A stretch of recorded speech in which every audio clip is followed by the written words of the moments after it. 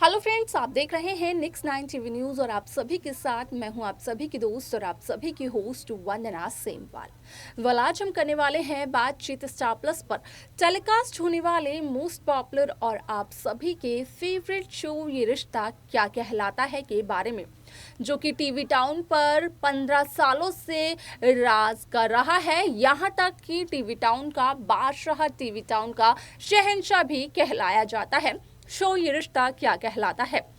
जहां अब तक मेकर्स ने इस शो की तीसरी पीढ़ी की कहानी व्यूअर्स को दिखाई थी, जहां पर कि करिश्मा सावंत, प्रणाली राठौड़ और हर्षद चोपड़ा की कहानी देखने को मिली थी। तो वहीं 22 साल का जो जनरेशन लीप आया, जो यहाँ पर फोर्थ जनरेशन की कहानी मेकर्स ने दिखाई, असल में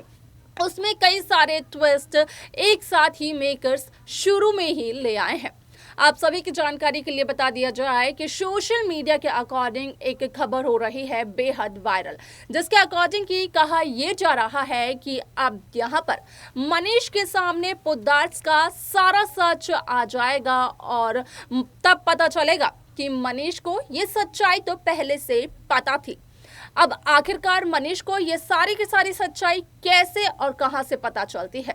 जाने आप हमारे इस खास रिपोर्ट में। स्टार प्लस पर टेलीकास्ट होने वाले मोस्ट पॉपुलर और सभी दर्शकों के फेवरेट शो ये रिश्ता क्या कहलाता है में इन दिनों एक हाई वोल्टेज ड्रामा चल रहा है। इस शो के हाल के ट्रैक को तो सभी व्यूअर्स कर ही रहे होंगे फॉलो, तो वहीं शो का अपकमिंग एपिसोड, अपकमिंग ट्रैक भी होने वाला है बेहद दिलचस्प। असल में शो ये रिश्ता क्या कहलाता है की कहानी 22 साल आगे बढ़ चुकी है, जहां पर मेकर्स ने इस शो की थर्ड जनरेशन के बाद शुरू की है इस शो की फोर्थ जनरेशन की कहानी। लेकिन फोर्थ जनरेशन की कहानी से पहले याद दिला दिया जाए कि शो ये रिश्ता क्या कहलाता है कि नींव और बुनियाद रखी थी नायरा की मां अक्षरा और नायरा के पिता यहाँ पर नैतिक ने। जैसे जैसे वक्त बीतता चला गया तो मेकर्स इस शो में नए नए किरदारों को लाने लगे, जहां पर कि शुरू हुआ सबसे पहले नायरा और कार्तिक का रिश्ता। उनका ये पूरा का पूरा स्पेशल ट्रैक सभी दर्शकों ने देखा होगा। आप सभी को बता दें कि इसके बाद यहाँ पर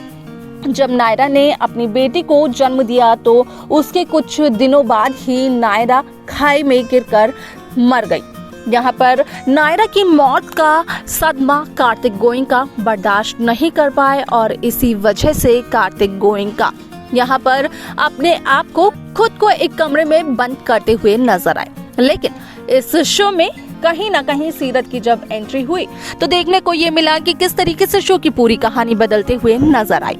क्योंकि यहाँ पर जब सबसे पहले कायरव गोयनका ने देखा सीरत को तो सीरत को अपनी मम्मा की तौर पे तो एक्सेप्ट कर लिया था कायरव गोयनका ने उसी दरमियान। लेकिन जब कायरव ने कार्तिक को बताया सीरत का पूरा सच तो कार्तिक ने कायरव की बातों पर यकीन ही नहीं किया। हालांकि जब कार्तिक ने अपनी आंखों से सीरत का चेहरा देखा तो कार्तिक एक पल के लिए तो धोखा खा गए थे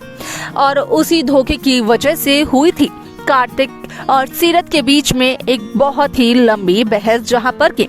कार्तिक काफी ज्यादा शर्मिंदा हुए थे और माफी मांगते हुए नजर आए थे सीरत और सीरत की दादी से। आप सभी को बता दें कि ये लड़ाई यहाँ पर दोस्ती में बदल गई और जब दोस्ती में ये लड़ाई बदली तो कब दोस्ती से प्यार में तब्दील हुई, असल में इस बात का पता ही नहीं चला, क्योंकि इन दोनों के प्यार की निशानी के तौर पर आरोही देखने को मिली थी इस शो की थर्ड जनरेशन के दौरान। आप सभी की जानकारी के लिए ये भी बता दिया जाए कि जहां थर्ड जनरेशन में करिश्मा सावंत, प्रणाली राठौड़ और हर्षद चोपड़ा ने अपनी अहम भूमिका निभाई थी, इस शो का पूरी तरीके से यहाँ पर काया पलट कर दी थी। तो उसी तरीके से जो 22 साल का जनरेशन लीप आया है शो ये रिश्ता क्या कहलाता है में, असल में उसी जनरेशन लीप की वजह से मेकर्स ने दिखाया ये कि इस शो में थर्ड जनरेशन की तरह एक ऐसी जनरेशन दिखाई जाएगी जो कि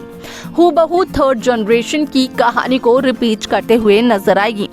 जिस तरीके से अक्षरा का किरदार काफी ज्यादा चुलबुला था, ठीक वैसे ही अक्षरा की बेटी अभीरा का किरदार काफी चुलबुला नजर आता है। और आरोही का किरदार जिस तरीके से शुरुआत में नेगेटिव दिखाया गया था, ठीक उसी तरीके से आरोही की बेटी रूही का किरदार दिखाया जाता है, जहां पर कि रूही अक्षरा को अपनी माताश्री की मौत का जिम्मेदार समझती है। आज भी रूही को सच्चाई का पता नहीं चल पाया है। वह आपको बता दें कि इसके अलावा जो सोशल मीडिया पर हो रही है इस शो को लेकर खबरें वायरल, उन खबरों के अकॉर्डिंग कहा यह जा रहा है कि शो ये रिश्ता क्या कहलाता है में सभी दर्शकों को देखने को ये मिलेगा कि किस तरीके से शो की कहानी पूरी तरीके से तब बदलते हुए नजर आएगी जब मसूरी में जहां गोइंकास और पोद्दार्स एक साथ एक ही होटल में रुके हुए हैं, जो कि है अक्षरा और अभीरा का, तो वही पता चलेगा मनीष को कि असल में जो दादिसा हैं, जो अरमान की दादिसा हैं, उनका तो एक खास रिश्ता है रूही की दादी, रूही की दीदा यानी कि मंजरी से। न सिर्फ मंजरी से बल्कि मंजरी की बड़ी बहन महिमा आनंद बिरला से भी। अब ऐसे में क्या है वो खास रिश्ता जो कि अरमान की दादिसा का है बिरला हाउस की इन दोनों बहुओं के साथ। आप सभी की जानकारी के लिए ये बता दिया जाए कि इस शो में आप सभी को देखने को मिलेगा कि किस तरीके से चलता है मनीष को इस बात का पता कि दादिसा अरमान की जो दादिसा है वो यहाँ पर एक बहुत अच्छी दोस्त थी मंजरी और मंजरी की बड़ी बहन महिमा आनंद बिरला की, लेकिन किसी वजह से ये तीनों एक दूसरे से जब अलग हुए तो उसके बाद महिमा और मंजरी की शादी तो एक ही घर में हो गई, लेकिन उन सबसे अलग किस्मत चमकते हुए नजर आई अरमान की दादिसा की, क्योंकि उनकी शादी एक राजपूता घराने में हुई। इसके अलावा क्या कुछ चलता है मनीष को पता, इस शो में देखना ये बेहद दिलचस्प होगा। तो देखा आप सभी ने कि किस तरीके से शो ये रिश्ता क्या कहलाता है की कहानी पूरी तरीके से बदलते हुए नजर आई। यहाँ पर मनीष गोयनका को मंजरी की याद आई, न सिर्फ मंजरी की बल्कि मंजरी की बड़ी बहन कहीं न कहीं महिमा आनंद बिरला की भी याद आई, क्योंकि यहाँ पर दादिसा को जो कहा जाता है, जो कि एक हुक्म चला रही हैं सभी पे एक राजमाता बनकर, यहाँ पर देखने को मिल रही हैं, वो आप सभी को देखने को ये मिलेगा कि किस तरीके से यहाँ पर थी मंजरी और महिमा की दोस्त। अब ऐसे में ये खुलासा तो हो चुका है व्यूअर्स के सामने, और अगर मनीष की बात करें तो मनीष को ये सब कुछ पहले से पता था, लेकिन जैसे ही मनीष को थोड़ा सा आइडिया हुआ तो मनीष को पता चला कि मनीष इस सच्चाई के बारे में तो पहले से जानते हैं। वाल इसके आगे क्या कुछ होने वाला है शो में देखना ये सब कुछ बेहद दिलचस्प रहेगा। क्या है आप सभी की राय इस शो को लेकर, आप हमें जरूर बताएं। शो के बाकी लेटेस्ट अपडेट्स को पाने के लिए आप सब्सक्राइब करना ना भूलें Next 9 TV न्यूज को।